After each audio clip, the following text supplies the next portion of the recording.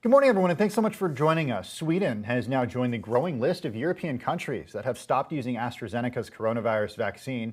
Authorities say they're waiting for the outcome of reviews being conducted on possible side effects. Germany, France, and Italy have also halted the use of the vaccine. Joining me now with the latest is Bloomberg Europe reporter Maria Tadeo in Brussels. Also, London School of Hygiene and Tropical Medicine professor of European Public Health. Also, director of research policy for the European Observatory. Martin McKee in London. Maria, I want to start with you. Just how many countries at this point have halted the use of the Astra shot?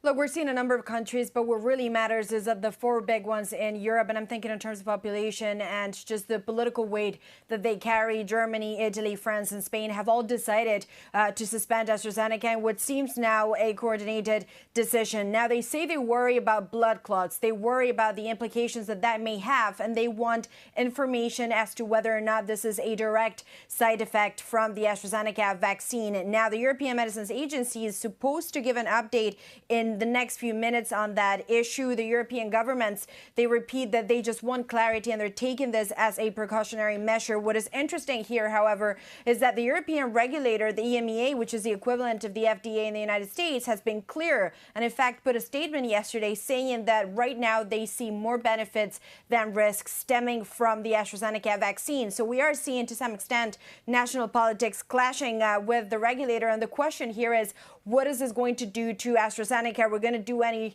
or are we going to see, I should say, reputational damage to that vaccine? And the reality is that when you look at the take-up numbers in Europe, it is much more problematic than any other vaccine. So it does suggest that some of that reputational damage may be, in fact, already done. To what extent does this slow down or even stop and derail the vaccination effort in European countries, Maria?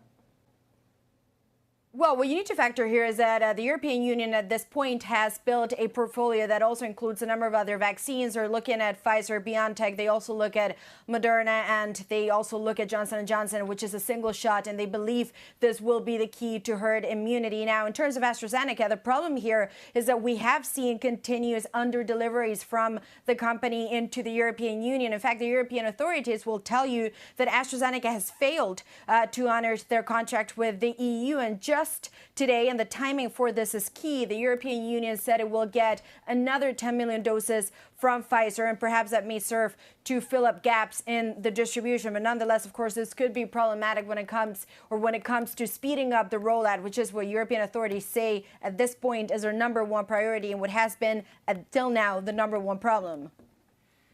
Maria, thanks so much for joining us on this. I want to turn to Martin McKee in London right now. Martin McKee is professor at the London School of Hygiene and Tropical Medicine and professor of European Public Health, also director of research policy for the European Observatory. Martin, talk to me a little bit about your thoughts around the Astra vaccine. We do keep hearing from doctors, some of whom have appeared on Bloomberg TV and on Quick Take, saying that the concern over the AstraZeneca vaccine is not warranted. Yeah, and I think I agree with that.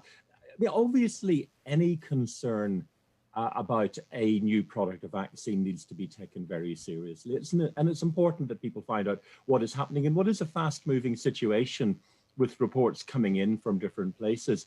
That said, the reports that we're getting of thromboses and other blood clotting disorders seem to be well within the limits of what you would expect in any population of 5 million people, regardless of whether they've been vaccinated or not.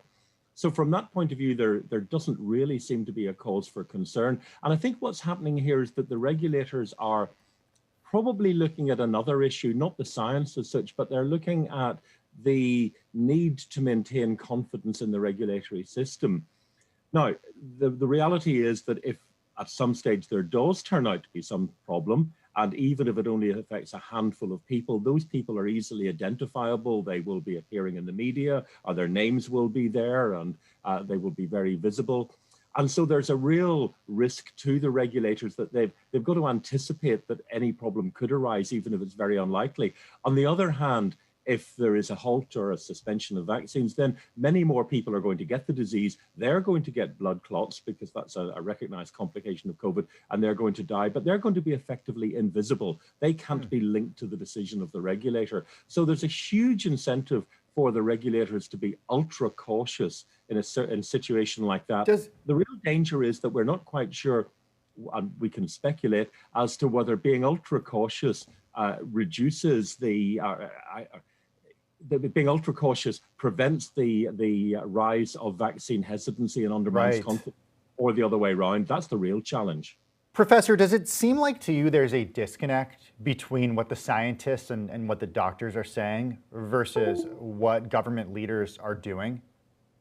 Well, there certainly has been in the past, and there have been. What about when it comes to AstraZeneca right now? Yeah, and it hasn't been particularly helpful when some senior politicians have said that they wouldn't be vaccinated with the AstraZeneca vaccine. I mean, there's no good reason for that. That was not particularly helpful. We need to be really careful with messaging around vaccines because of the background, because of the context, and because there are so many people that will be taking any message out of context and often misrepresenting it. So given all of that, I think people need to be very careful about what they say, particularly whenever there's no real basis for doing that.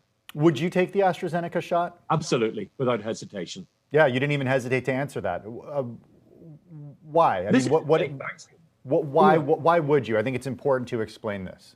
Okay, well, first of all, it's been evaluated, it's been found to be safe in the trials. Now, of course, we all do know that it is possible for very, very rare side effects to appear much later on after any vaccine has been brought in. And that happened with swine flu before, with narcolepsy, with a very small number of people. So we have to be aware of that.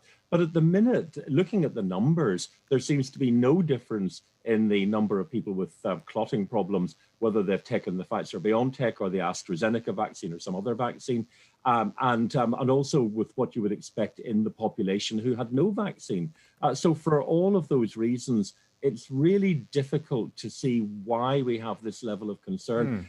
I do think that there is a background problem in that, to be perfectly honest, the AstraZeneca vaccine has had a bad press, some of which is justified for other reasons in the past, to do with not opening the Dutch factory whenever it had promised to do so, issues around the contracts and so on, some issues around the trials earlier, which I think, once you get a reputation for problems at the beginning, justified or not, that can tend to stick with you. And I think that's a difficulty that the company has to face. But it's unfortunate because many of those issues have been addressed, not all of them in terms of production, but it hasn't helped. So what's your specific policy recommendation, or at least messaging recommendation, to European governments that have suspended the use of the shot?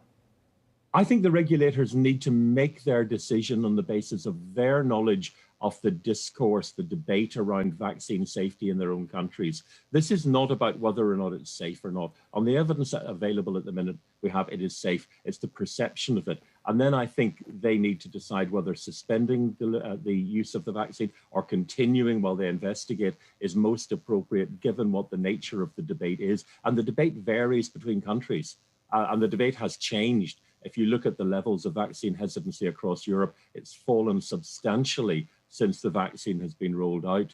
So it's difficult to second guess them, because this isn't about the safety. The safety, I think, we can be on the basis of evidence we have at the present time. And we always have to say that because we don't know what will happen in the future. But at the present time, there's no reason to believe that this or any of the other vaccines are unsafe.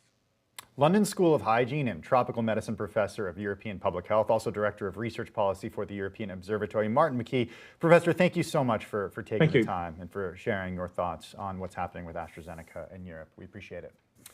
Now, we don't want to bury the lead on the rest of the morning's top news, so here are some stories we do not want you to miss.